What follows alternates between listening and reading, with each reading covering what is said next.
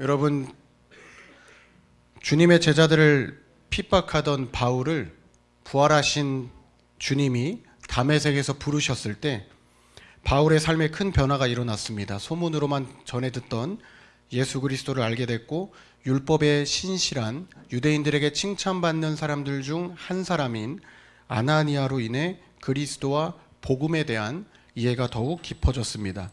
이제 바울은 교회를 핍박하는 데 쏟던 열심을 복음을 전하는 데 쏟는 전도자, 증인이 됐습니다.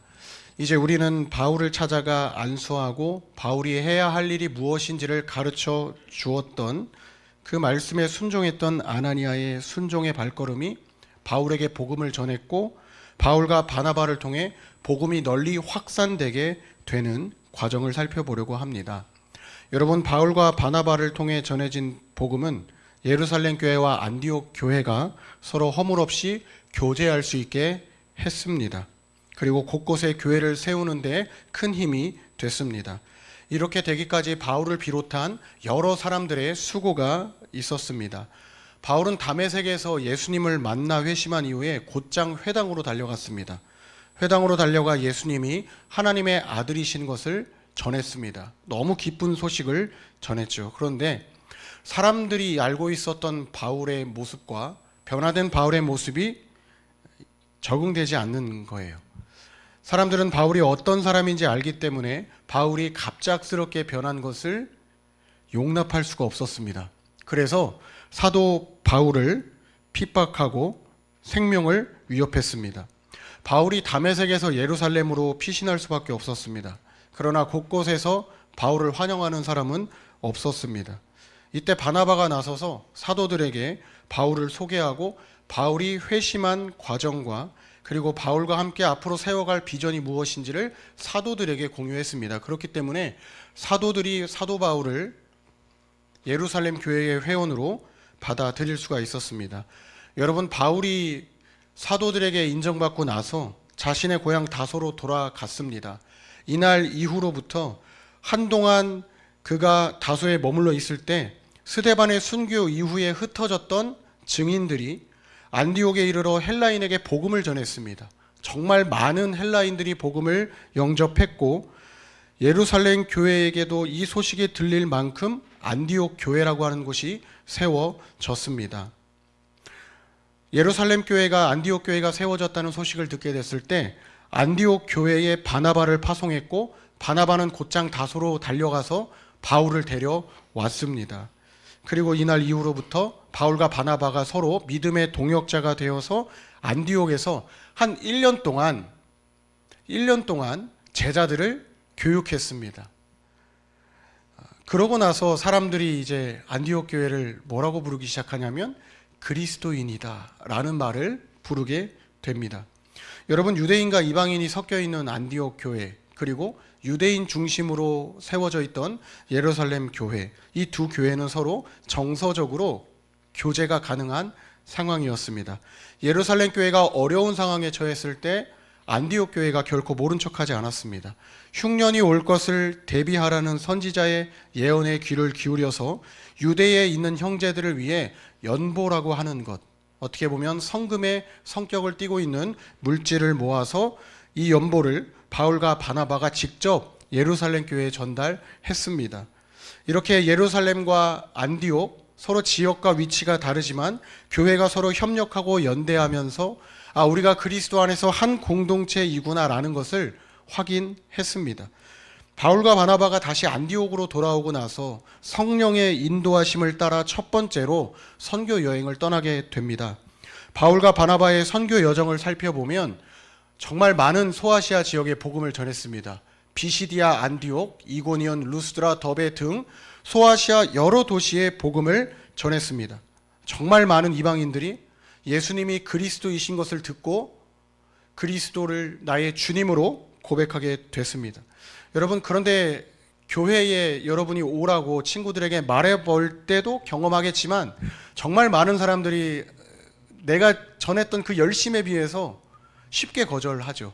그래서 교회 가자는 말 한마디 건네고 나서 너나 가 라는 그 말을 너무 자주 듣게 되면 우리 좌절할 법합니다. 이방인들이 복음을 듣고 예수님을 믿게 되었지만 사도 바울이 복음을 전할 때 정말 많은 사람들이 영접하기는 했지만 거절도 참 많이 당했습니다. 생명의 위협도 여러 번 느낀 일이 있었습니다. 그런데 사도 바울과 바나바는 포기하지 않았다는 거죠. 그래서 비시디아, 안디옥, 루스드라, 더베 등 여러 소아시아 지역에 복음을 전했고 지역마다 교회를 세우고 그곳에 장로를 세우며 공동체를 든든히 세워갔습니다. 선교를 다 마치고 나서 안디옥으로 돌아왔을 때 안디옥 교회의 성도들에게 이 사실을 전했을 때 얼마나 많은 사람들이 기뻐하며 소식을 들었겠어요. 그리고 이것이 간증이 되었을 때 안디옥 교회의 성도들은 진심으로 기뻐하며 오랜 시간 바울과 바나바와 함께 교제하며 시간을 보냈습니다. 그러나 얼마 지나지 않아 바울과 바나바가 안디옥 교회에 큰 갈등이 될 만한 일을 눈앞에서 목격하고 직접 그 소리를 전해 듣게 됩니다. 유대로부터 내려온 어떤 사람들이 사도 바울과 바나바가 전했던 복음의 가르침과는 다른 이방인도 할례를 받아야 구원을 얻는다는 주장을 하면서 교회 안에 적지 않은 다툼과 논쟁이 시작된 겁니다. 이 싸움이 너무 오래 가다 보니까 교회는 바울과 바나바를 예루살렘 교회로 보내기로 결정하고 바울과 바나바가 예루살렘으로 올라갑니다. 이 문제를 해결하기 위해서. 이곳에서 예루살렘 교회의 사도들과 장로들과 더불어 이 문제를 논의하게 되는데 며칠을 논의했는지 몰라요. 이 사건이 바로 사도행전 15장에 기록된 예루살렘 회의입니다. 적지 않게 5분 10분 회의한 것이 아니라 온종일 회의하지 않았을까 싶습니다. 여러분, 복음이 유대인뿐 아니라 이방인들에게도 전해졌을 때 예루살렘 교회와 안디옥 교회 사이에 정서적인 유대감은 있었지만 신앙적으로 해결되지 않는 긴장감이 생겼습니다. 율법을 지키지 않는 이방인들도 하나님의 백성, 교회의 회원으로 받아들여야 하는가에 대한 논쟁이 안디옥 교회 안으로 스며들어갔고 예루살렘 교회가 지금 이 문제를 결정해야 하는 상황에 부딪혀 있습니다. 당장 해결해 주지 않으면 안 되는 상황이죠. 바울과 바나바가 답을 듣기 위해 예루살렘에 올라와 있거든요. 이 논쟁은 단순한 의견 차이를 넘어서 정말 중요한 문제를 결정짓는 사건입니다. 복음의 본질, 구원의 조건, 그리고 공동체의 정체성과 깊이 연결되어 있습니다. 이제껏 전해 들어왔던 복음, 이 복음이 가르치는 유익함이 무엇일까? 그리고 내가 하나님께 구원받았다는 것이 무엇일까? 그리고 우리 교회는 어떤 교회인 것일까? 라는 것에 대한 문제와 깊은 관련이 되어 있습니다. 그래서 사도와 장로들이 어떻게 보면 어른들이 이 문제를 해결해 줘야지만 다툼이 사그라들 수 있는 그런 상황이라 볼 수 있겠습니다. 만약 유대로부터 내려온 어떤 사람들의 말을 듣고 이들의 편을 들어줘서 그리스도를 믿음으로 구원을 얻는 것이 아니라고 말하게 돼버리면 바울과 바나바가 전해왔던 가르침은 모두 잘못된 가르침이 되고 그들이 세워왔던 교회는 모두 그리스도의 교회가 아닌 다른 교회가 돼버리는 꼴이 됩니다. 수고가 헛될 뿐이기 때문에 너무 중요한 문제를 지금 교회가 받아들이고 있다라는 것이죠. 여러분, 바울과 바나바가 예루살렘에 도착한 이후로도 상황이 쉽게 달라지지 않았습니다. 예루살렘 교회 안에도 의견이 나뉘었습니다. 아무리 바울과 바나바가 선교 여행 중에 그리스도를 영접한 사람들에게 일어났던 사건을 설명하고 복음을 영접했던 그 놀라운 사건 가운데 그리스도를 믿는 믿음만으로도 사람이 예수님을 믿게 되고 삶이 변하더라라는 것을 말하더라도 사람들은 믿지 않는 경우가 있었습니다.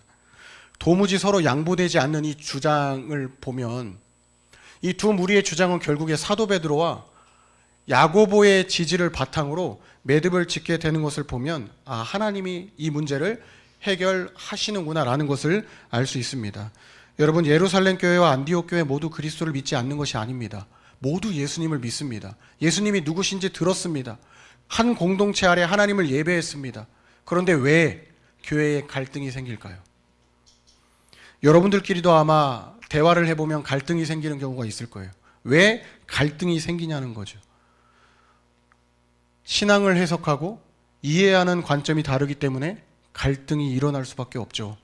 어떤 하나의 이슈를 놓고 그 이슈를 해석하고 대하는 관점과 태도가 다르기 때문에 여러분 갈등이 일어나는 것 아니겠습니까? 예루살렘 교회의 대부분은요, 율법을 아는 그리스도인입니다. 모세가 율법을 우리에게 줬다는 것을 굉장히 큰 자부심으로 느끼고 있는 사람들입니다. 안디옥 교회의 대부분은요, 율법의 법자도 모르는 사람들입니다. 이들은 그냥 예수님을 모르는 사람들이었다가 바울이 전한 복음을 듣고 예수님을 소개받은 사람들입니다. 그래서 유대인들이 지켜왔던 전통과 문화가 무엇인지 모릅니다. 그래서 사람들이 가장 크게 시비를 걸고 있는 할례가 무엇인지, 할례가 주는 유익함이 무엇인지 관심이 없습니다. 그런데 그 할례 하나로 인해서 교회를 부인하고 내가 구원받은 것을 부인하려고 하는 일을 눈앞에 맞닥뜨리니까 바울과 바나바가 어떤 결과를 가지고 올지를 지금 기다리고 있을 뿐이죠. 그러나 분명한 사실은 앞에도 제가 말씀드렸다시피 할례를 받지 않아도 그리스도를 믿는 믿음으로 한 사람의 삶이 변하고 교회가 세워지더라는 것입니다. 여러분, 창세기 17장 10절에서 11절 이 말씀을 보면 아브라함에게 하나님이 하신 말씀입니다. 우리 남자친구들 다 할례를 받으라 그랬어요. 원래 이 할례는 무엇이냐면 요즘 여러분들 나이대에 어머니가 어렸을 때부터 고래 잡자 그러잖아요. 그런 것들이 어떻게 보면 할례의 한 표징일 수 있겠는데, 이 할례를 받게 하는 이유가 무엇이냐면 나와 너희와 너희 후손 사이에 지킬 내 언약이다. 너희는 포피를 베어라. 이것이 나와 너희 사이에 언약의 표징이니라 라고 말씀했습니다.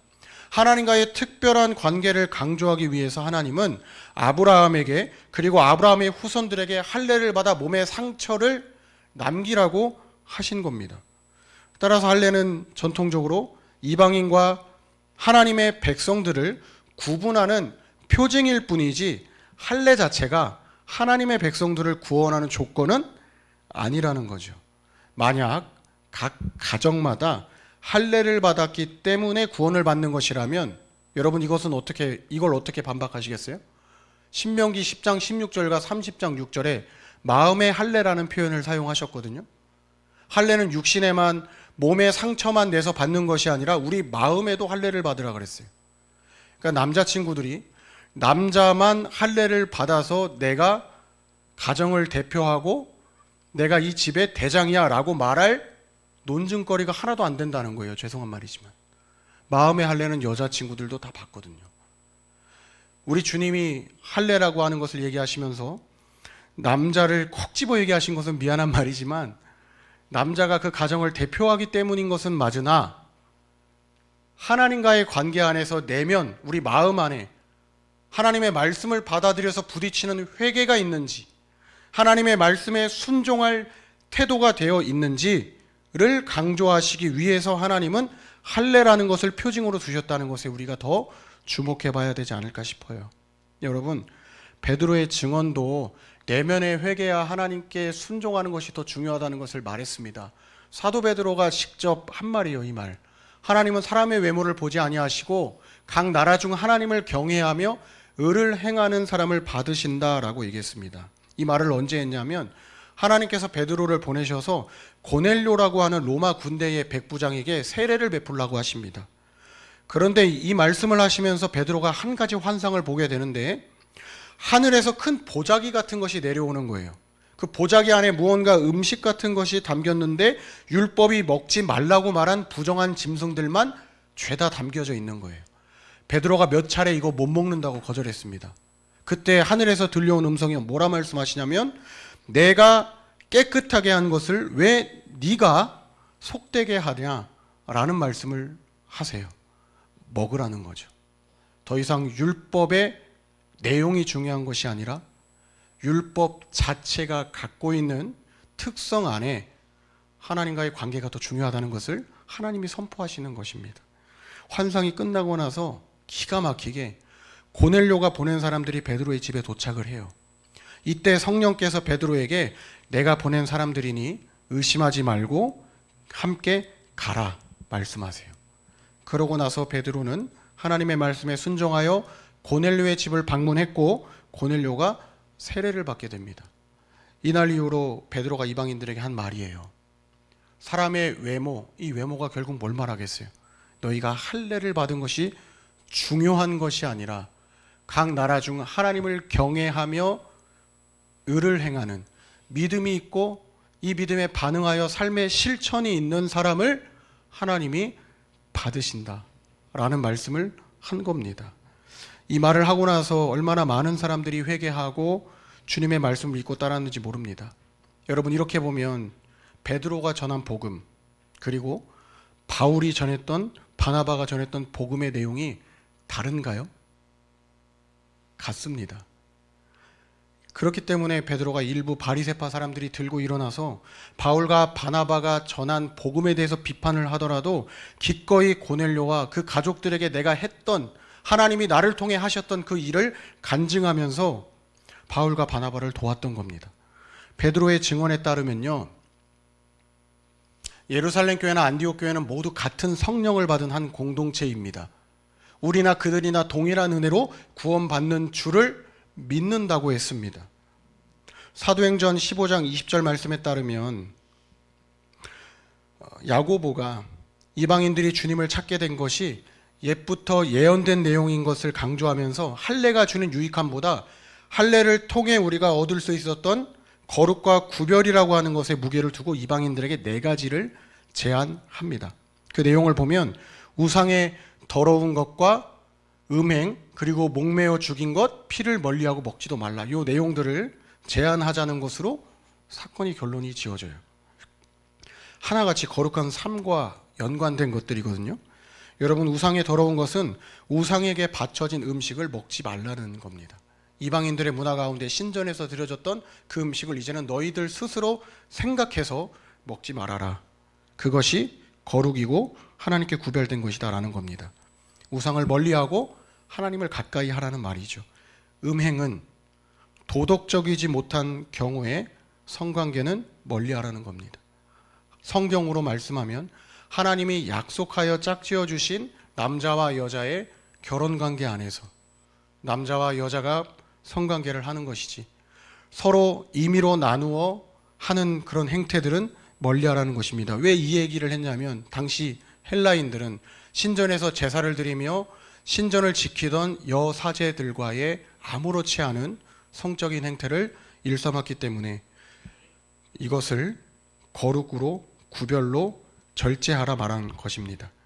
목매어 죽인 것은 율법에 기록된 대로 생명을 가볍게 여기지 말고 존중하라는 말입니다.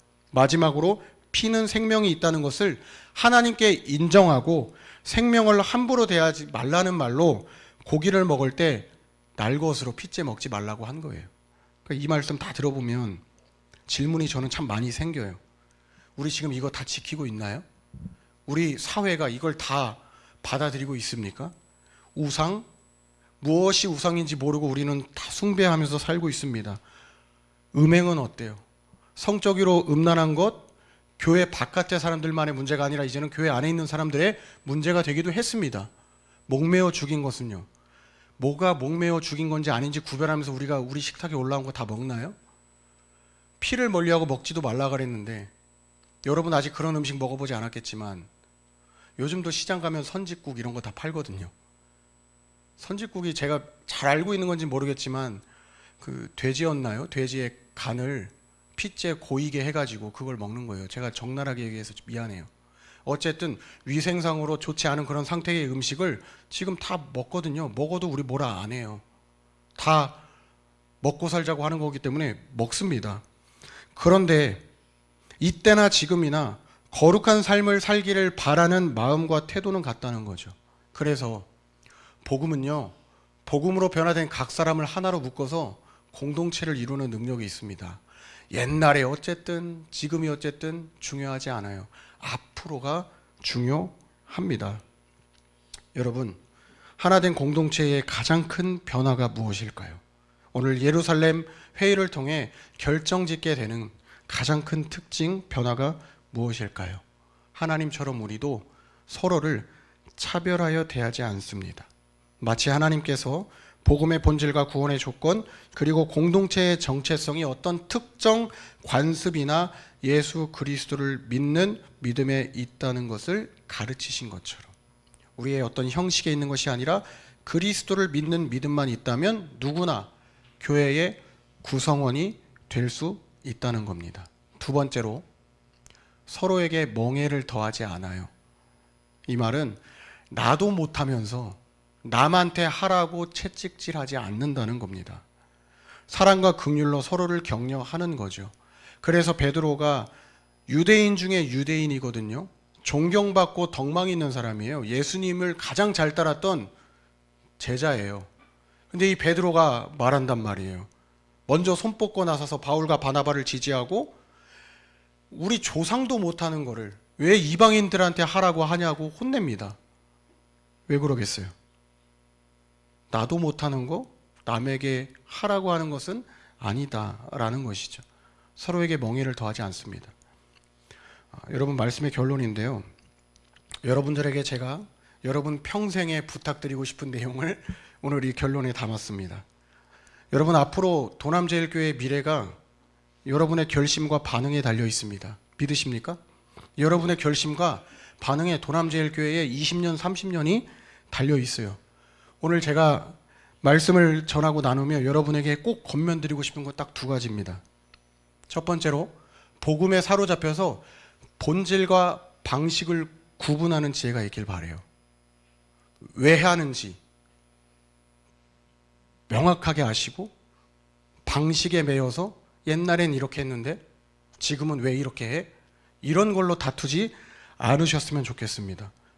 여러분, 교회 생활하면 모두에게 유익하지 않은 일이 분명 있어요. 하나도 유익하지 않습니다. 두 번째로, 여러분이 본질과 방식을 구분하는 지혜가 있다면 이제 자유가 있을 거예요. 그 자유 위에 사랑을 더하실 수 있었으면 좋겠어요. 무슨 말이냐면, 나한테는 유익해요. 그런데 여러분들에게 유익하지 않을 때가 있어요. 모두가 동의하지 못할 때가 있다는 거예요. 이럴 때 어떻게 해야 될까요? 제가 여러분에게 밀어붙여야 되는 게 맞습니까? 제가 양보해야 되는 게 맞는 거예요. 여러분이 제가 하자고 하는 것에 동의할 정도에 이르기까지 기다릴 수 있어야 되는 게 맞아요. 여러분들끼리의 관계도 그래요. 고등부 친구들이 중등부 친구들 보면 이해하지 못하는 거 있거든요. 그리고 중등부 친구들이 고등부 언니 오빠들 보면 왜 저렇게까지 하나 싶은 거 분명히 있을 거예요. 서로 기다려 주셔야 돼요. 내게 유익해도 공동체의 걸림돌이 된다면 기꺼이 절제할 수 있어야 됩니다. 그리고 차라리 모두를 위해서 여러분의 생각을 양보할 줄 안다면 교회는 더 아름답게 세워지는 거예요. 왜 그럴까요? 교회는 내가 세우는 것이 아니라 하나님이 세워가시기 때문에. 이 땅의 아름다운 교회의 모습을 회복하는 데 여러분이 힘써 동참했으면 좋겠습니다. 복음은요, 사람을 변화시키고 관계를 화해시키며 교회를 하나 되게 하는 능력이 있다는 것을 지난주와 이번 주에 나누어서 복음의 능력에 관해 여러분과 말씀을 나누었습니다. 여러분, 복음으로 변화된 저와 여러분을 통해 꿈을 좀 넓게 키우자고요. 도남제일교회만 변화시키시지 말고 한국교회를 변화시키시는 미래의 주역들이 여러분이 되셨으면 좋겠습니다. 여러분이 속한 학교뿐만 아니라 성북구를, 서울을 품어보세요. 그리고 월드클래스로 이 열방을 품으셔서 하나님의 말씀 안에서 모든 것을 새롭게 세워가는 여러분이 되시기를 축복합니다. 기도하겠습니다. 하나님, 유대인과 이방인을 하나 되신 하나님께 감사합니다.